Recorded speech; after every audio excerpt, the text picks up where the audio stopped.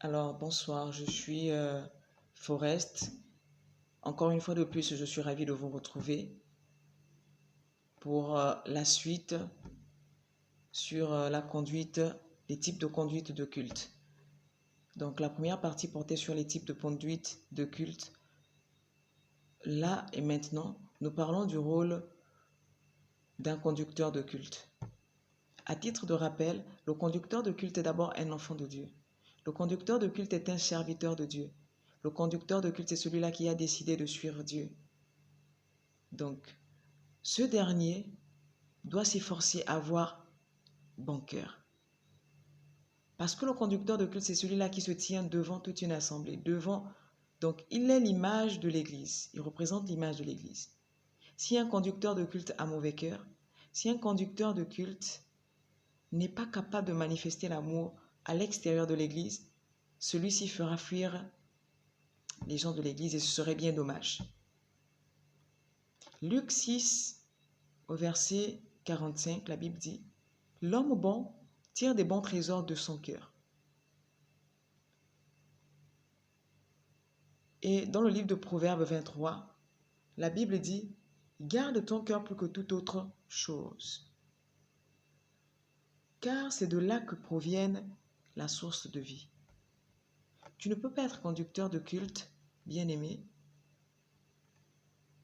et être plein de haine, être plein de jalousie, être plein d'insolence. Veille sur ton témoignage, c'est important. C'était juste une parenthèse. Voilà, donc directement, je rentre en plein pied dans le rôle d'un conducteur de culte.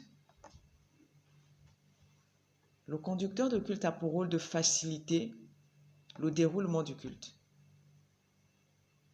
Lorsqu'on parle de déroulement, c'est-à-dire que qui fait quoi avant la prédication, c'est lui qui nous le dit, ou c'est lui qui le dit au peuple. Les chantres ne peuvent pas entonner un chant de façon anarchique sans que le modérateur ne leur ait demandé de le faire. Sinon, ce serait un désordre. Le protocole ne peut pas décider de venir déplacer les chaises tandis qu'il y a déjà des gens assis dans la salle. Certaines choses se font avant et le modérateur trouve la salle est déjà aménagée. À lui d'attendre le peuple, l'heure arrive, il commence le culte. Et il travaille en collaboration avec le comité louange. Le conducteur de culte, ce n'est pas celui-là qui impose sa volonté. Le conducteur de culte, ce n'est pas celui-là qui vient dire aux gens, vous la priez, vous la faites comme si, ou sautez, dansez, faites. Non. Le conducteur de culte, c'est quelqu'un qui favorise le bon déroulement du culte. Pour ne pas qu'il y ait de désordre.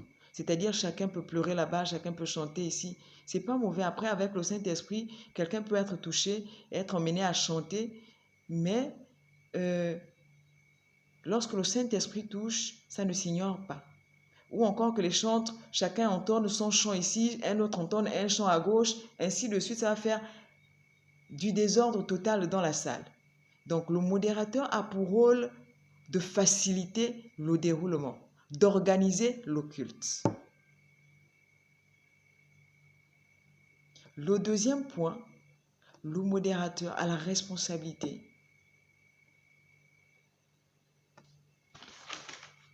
de motiver le peuple.